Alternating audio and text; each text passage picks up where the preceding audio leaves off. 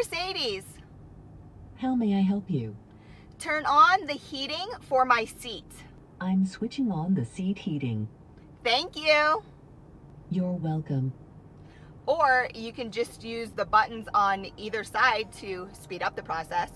Hey guys, I'm Juliana, your automotive woman, and this week I'm behind the wheel of the 2024 Mercedes-Benz GLC 300, the brand's best-selling SUV, and in 2023 it was completely overhauled. It became larger, the exterior even nicer, and the tech is so cool and easy to use. Now make sure you subscribe because this review is all about price, performance, space, and oh so cool tech, and it starts right now. Available as a rear-wheel drive or 4MATIC in the US and exclusively as a 4MATIC or essentially all-wheel drive in Canada, MSRP pricing for my recommended 4MATIC preferred trim begins at just under $59,000 Canadian or just over $49,000 US. But trust me, when you add all the niceties that I have, that price will go up. Now, it doesn't matter if you decide to go rear-wheel drive or a 4MATIC, your Mercedes-Benz GLC 300 is gonna come equipped with a 2-liter turbo inline 4-cylinder with a mild 48-volt hybrid drive system and 9-speed automatic transmission. This is producing 255 horsepower with 295 pound-feet of torque and looks like this off the line when in sport mode. Sport mode activated. Sports screen activated. Now, let's go. Oh, not bad. There's a good kick. Definitely the hybrid system helps with that launch, and the transmission feels and sounds so smooth. And if you want to up the fun factor, well, you can always use your paddle shifters as well. Personally, I've always preferred SUVs with that coupe style rear, but you lose a lot of cargo space. Before I get into cargo space, your GLC 300 will come equipped with a power liftgate, but if you prefer hands-free access, then you have to purchase the premium package, and then you'll have kick to open. Just make sure your key fob is in your pocket, purse, or hand, and then you have to kick straight up the middle, and it will work for you. It's also kick to close. Now, when it comes to towing and space, your GLC 4MATIC will be able to tow 3,500 pounds. And when the seats are lowered in their 40-20-40 split configuration, you'll have a total of 1,594 liters or 56.3 cubic feet of space available. If you decide to go with the coupe version GLC, you'll lose, with the seats down, 194 liters or 7 cubic feet. Convenient buttons are offered on both sides to assist with lowering the rear seats. A cargo cover is offered, so is one 12-volt port connection, and under the trunk floor, you'll find a temporary spare tire and first aid kit. You probably can't see it as well because it's daytime right now, but Mercedes does such a good job with their ambient lighting all the way from the front to back here. It's done really well.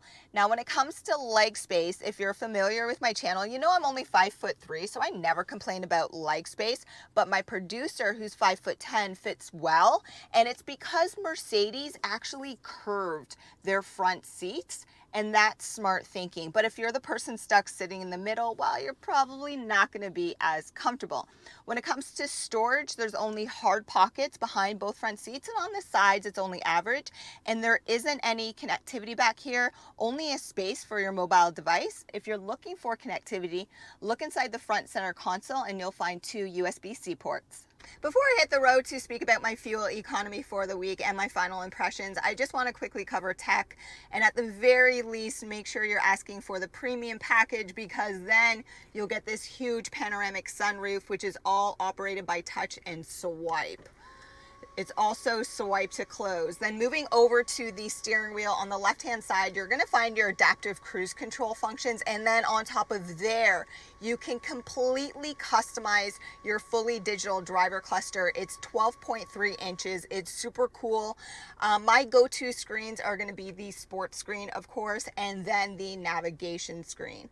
On the right-hand side, you're gonna find your voice commands, your shortcuts for your audio sound system, and then your Bluetooth. On top of there, you can also control your 11.9-inch digital infotainment system. So that is super convenient. This has the latest software of the Unbuck system. My recommendation, use the home button if you ever get confused, or use the Hey Mercedes prompt to help you. But I will add the camera resolution in all directions, and the cool camera angle under the front engine is perfect for off-roading or when you just find yourself in an adventurous situation. Finally, there is a biometric fingerprint sensor that can be customized to you or multiple drivers sharing this vehicle.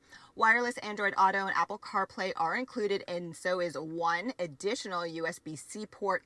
But if you prefer a mobile charge pad, then make sure you're purchasing, at the very least, once again, the premium package. So when it comes to fuel efficiency with the GLC, I was able to average 11.5 liters per 100 kilometers. That's after a 90-minute test drive, and that's combining both urban streets and highway driving, stop and go traffic. So that's a good average for this mid-size vehicle.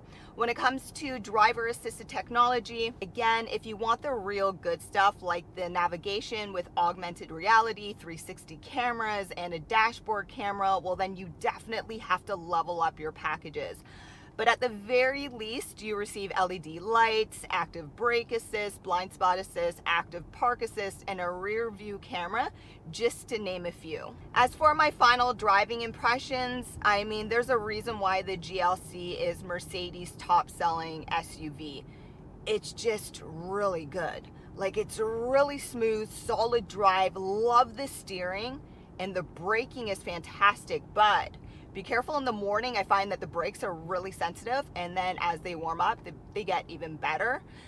This is the 4MATIC, so this is the all-wheel drive version, so there's a really good balance.